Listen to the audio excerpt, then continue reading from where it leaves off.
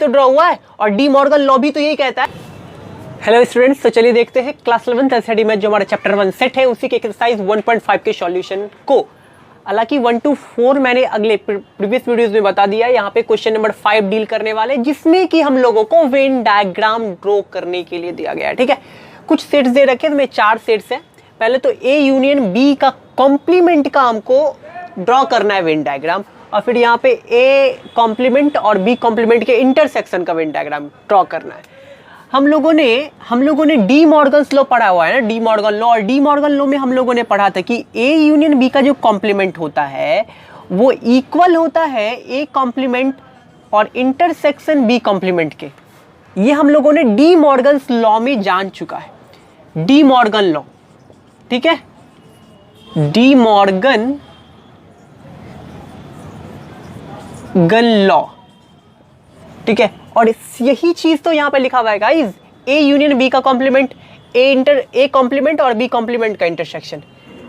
It mean कि जो Venn diagram बनने वाले हैं यहाँ पे दोनों ही सेट्स के इक्वल बनने वाले हैं, क्योंकि वेन डी मॉर्गन लॉ हमारा यही कहता है कि दोनों ही सेट्स क्या है, इक्वल है। तो आप इसको डी मॉर्गन लॉ के प्रूफ के रूप में भी ले सकते हो। ठीक है, डी मॉर्गन लॉ का ये प्रूफ भी है और एक तरह से ये क्वेश्चन का सॉल्व भी हो जाएगा। ये हमारा जो वेन डायग्राम ड्रॉ करने के लिए बोला है, तो ड्रॉ करते हैं। ए यूनियन बी का कॉम्प्लीमेंट, पहले तो हम सेट ले लेते हैं, यूनिवर्सल सेट। ये हो गया हमारा यूनिवर्सल सेट। ठीक है, इसमें हो गया मेरा एक सेट ए, ये हो गया मेरा सेट बी। ठीक है, ये सेट बी है, ये मेरा सेट ए है।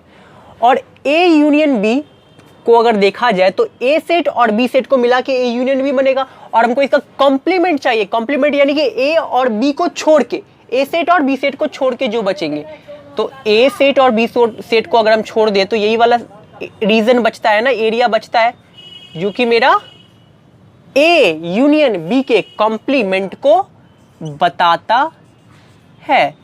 अब हम लोग इसका ड्रॉ करते हैं, ए कॉम्प्लीमेंट और बी कॉम्प्लीमेंट के इंटरसेक्शन को। तो सबसे पहले एक सेट यूनिवर्सल सेट ड्रॉ करना है हम लोगों को, बहुत आसान है। देन उसके बाद ये यू से यूनिवर्सल सेट हम लोग को जो डिनोट करते हैं यू से, और एक सेट ए दे रखा है, एक सेट बी दे रखा है। ये मेरा ए सेट है, ये मेरा बी सेट है। ए कॉम्प्लीमेंट यानी कि ए को छोड़ के बाकी सारे एरिया, इस ए को छोड़ के बाकी सारे पार्ट, ए को छोड़ देंगे तो कौन सा पार्ट बच जाता है, ये वाला एरिया, जिसमें कि ये भी आ जाता है, बी भी। ए कॉम्प्लीमेंट यही तो है, ए कॉम्प्लीमेंट इट मीन कि ए को छोड़ के बाकी सारे पार्ट। और अब बोलता है बी कॉम्प्लीमेंट, तो बी को छोड़ के बाकी सारे पार्ट, इस बी को छोड़ देना है ना हम लोगों को, इस बी को छोड़ देना है। बी को छोड़ देंगे तो कौन सा पार्ट बचेगा, ये वाला पार्ट। इसको ऐसे लिख रहे हैं, ए भी आ जाएगा उसमें, क्रॉस से बता रहे हैं।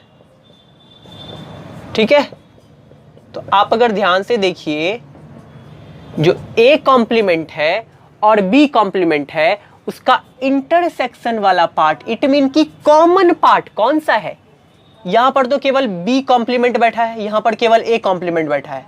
लेकिन ये वाला जो बाहर वाला रीजन है ए और बी के, वहां पे मेरा बी कॉम्प्लीमेंट वाला भी पार्ट है, देख रहे हैं क्रॉस बी है, और ए कॉम्प्लीमेंट वाला भी पार्ट है, बी कॉम्प्लीमेंट वाला भी पार्ट है और ए कॉम्प्लीमेंट वाला भी पार्ट है। यानी कि ये बाहर वाला रीजन मेरा कॉमन है दोनों में, कॉमन है दोनों में। तो इसका फाइनली हम ऐसा पिक्चर ड्रॉ कर सकते हैं, ये मेरा ए हो गया, ये मेरा बी हो गया,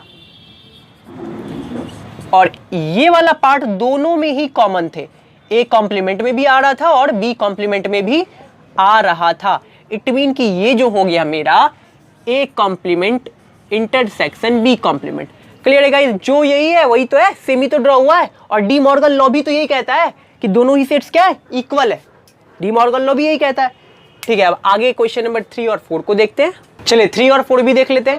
3 और 4 क्या कह रहा है, यहां पर भी हम लोगों ने डी मॉर्गन लॉ में ये पढ़ा हुआ है कि ए इंटरसेक्शन बी का जो कॉम्प्लीमेंट होता है वो बराबर होता है A complement union B complement के। डी मॉर्गन से हम लोग ये भी जानते हैं कि ये दोनों इक्वल है और दोनों ही सेट्स यहां पर लिखे हुए। इट मीन कि यहां पर भी जो दोनों का वेन डायग्राम बनने वाला है वो इक्वल ही बनने वाला है। तो ठीक है, बनाते हैं, फिर देखते हैं ए इंटरसेक्शन बी का कॉम्प्लीमेंट। तो सबसे पहले तो हम लोगों को एक यूनिवर्सल सेट ड्रॉ करना है, देन सेट ए लेना है, देन सेट बी लेना है। और अगर आप ध्यान से देखिए तो ये वाला पार्ट जो है ए इंटरसेक्शन बी को बताता है, ए इंटरसेक्शन बी को बताता है। और हमको ए इंटरसेक्शन बी के कॉम्प्लीमेंट से काम है, ए इंटरसेक्शन बी से थोड़ी काम है हमको, A intersection B complement, A intersection B के कॉम्प्लीमेंट, यानी कि इसको छोड़ के बाकी सारा रीजन, इसको छोड़ के बाकी सारा रीजन मेरा क्या होगा, ए इंटरसेक्शन बी कॉम्प्लीमेंट को बताएगा।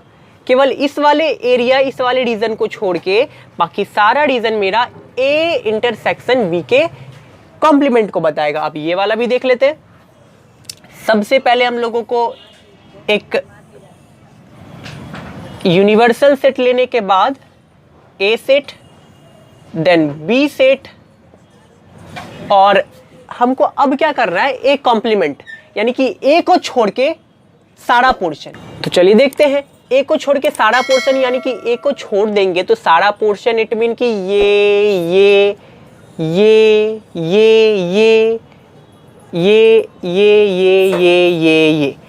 ए को छोड़ के सारा पोर्शन तो ये हो गया।